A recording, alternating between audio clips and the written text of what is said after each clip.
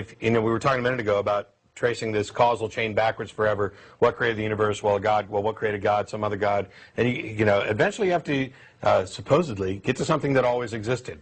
And so the religionists, particularly Christians and modern religions, say that God is the thing that always existed. And my answer, which is not unique to me, I mean this is common among like to know who made most God. atheists. No, my answer is there's no reason to go back one step to the God. We're already justified in accepting that the universe always existed in some form. There's no reason to posit something else beyond it that always existed. As far as we know, matter and energy can't be created or destroyed, so for all intents and purposes, as far as we're concerned, it's eternal. Now, that may not be true, but it's like what Hawking said. You can't go back any further, and in everything we know about this universe, matter can't be created or destroyed, so it's, as far as we know, it's indestructible. And we don't know where it began, so in my mind, it's like, why give those attributes to God and then say He produced it? Just say, this stuff, this matter in itself is indestructible and potentially eternal, so, there you go. Right, we have stuff. Where did that stuff come from that's eternal and indestructible? If it's eternal, it didn't have to come from anywhere. It's a thing that we can test and say, we don't know how to make it and we don't know how to destroy it. It just seems to exist and we can't stop it. And that's what matter does. So matter is fairly indestructible, and as far as we know, we don't think it had a beginning.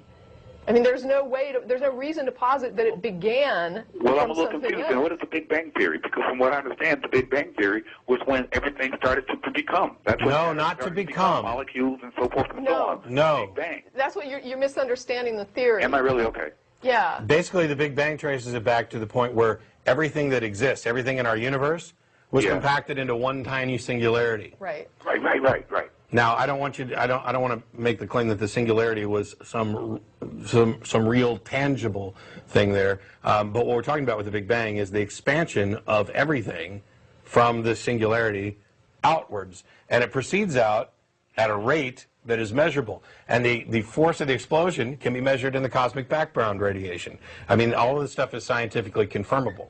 So, Right. And it's still expanding, isn't it? Yeah. Yeah. Okay. Although it may slow down and contract. That's all I'm saying to you, man. That's all I'm asking.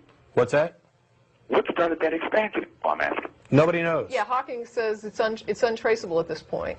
Nobody knows. All right. We have possible theories, but unfortunately, because of the nature of reality, we can't get back beyond the Planck time to the point, to the time of the event.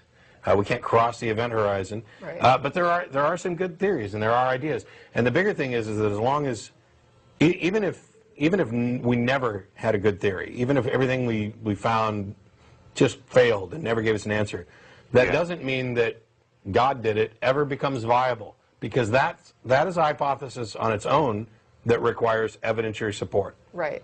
It needs to be supported. It can't just be to make a claim and then not to support that claim, or to support it simply by saying this other claim is false. I understand. So you guys are better off in your mind, have more teeth in your mind by just simply saying, okay, you know what, this is just simply unknowable. Correct. Well, I wouldn't say unknowable. Whereas that answer right there is going to have my fist crawling day in and day out. Yeah, it's unknown now. I don't know that it's necessarily unknowable.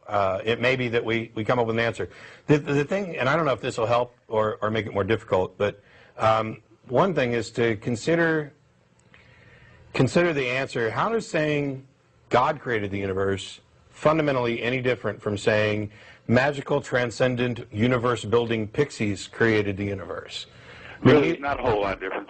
Because neither one of them can be photographed, pictured, or proven. Correct. So, so I can see your point on that.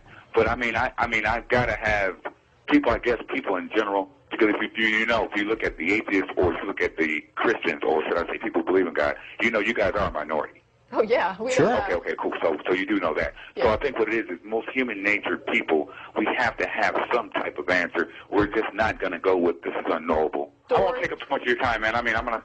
Go here, okay. But well, we appreciate the call, Tracy. We'll go ahead. I like how honest you are about how you feel and stuff. Thank you. We appreciate the call. It was just a story that related. It was a Buddhist story about a person that comes to Buddha and he's complaining. I think I might have said it before on the show, so I don't want to spend too much time, but one of his followers comes and complains that I've come to follow you because people told me that you were this wise master, and ever since I've been here now, it's been 5 years, and you have never once explained like universal origins or all these, it's these heavy religious questions about you haven't, where did the universe come from, why are people intelligent, why, all these things that you've not given me an answer to.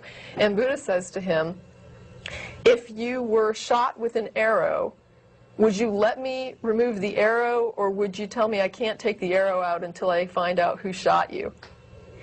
And the point being, he's like, I can help you deal with your emotions and deal with your emotional pain, but if I don't know, do you have to know the answer to this in order to basically cope with your life? Right.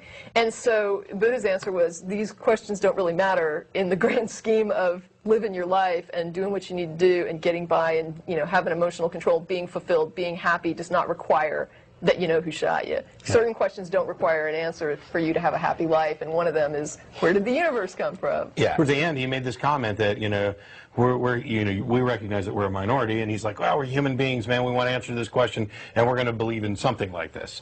And I'd say no. That's the whole point. It doesn't matter that we're a minority. We don't even need to bring numbers into it. The point I'm making is that you don't have to, whether it's the majority doing it, whether it's out of comfort, adopt this standard method of, I'm so uncomfortable with not knowing that I'm going to accept some answer even though there's no good reason to accept it. That's not the way to go about things. There is a better way. When people say, well, all you do is rail against religion, tell us what's so good about atheism. Well, first of all, as I mention every time, it's not a dogma, it's not a religion, it's not a philosophy, it's not a way of life, it's a response to theism. But what I'm talking about with the scientific method, with the naturalistic approach, the philosophical naturalism used as an approach to discovering reality, that's what we're talking about in this case. And that is an incredibly beautiful thing, because it is the one and only consistently reliable, independently verifiable method that we have for understanding reality. It's not knowledge that's power, it's understanding. You can know facts and not how to use them. Understanding reality is the best tool that you have. And the best way to hone that tool is to use logic, reason, and evidence. Put that together, come up with a method that allows you, and you don't have to invent this yourself, it's not particularly hard. It involves critical thinking, skepticism, analysis. How reliable are your sources? Asking yourself those questions allows you to fine-tune and hone your mind so that you can believe as many true things and as few false things as possible. That's the key. That's the key to understanding. If there's a question that we don't have an answer to, boy, that's frustrating. It's annoying. I'd love to know how it all started. I'd love to know without any doubt how it all started. I'd like to know every aspect of every element from history that's ever happened to anybody, because that would give me the kind of understanding that I could really appreciate. But we can't. I can't know what was going through Napoleon's mind. I can't know if Jesus Christ ever existed, and if he did, who he was, what he said, what he did. All I can do is take the best evidence available and piece together and come up with some kind of belief, some position to some degree of certainty. And I need to weigh that against the effects of holding those beliefs. Once you do that, you build a model of reality that is useful, accurate, and reliable. That's the key. You don't have to just, oh, I can't come up with anything better, so God did it. Yeah. When did this become justifiable? So that, yes, we're a minority, and the majority of people do this. So when in our evolution did it become acceptable, and not just acceptable, lauded for people to accept unreal propositions as if they were real in order to alleviate the discomfort of saying, I don't know?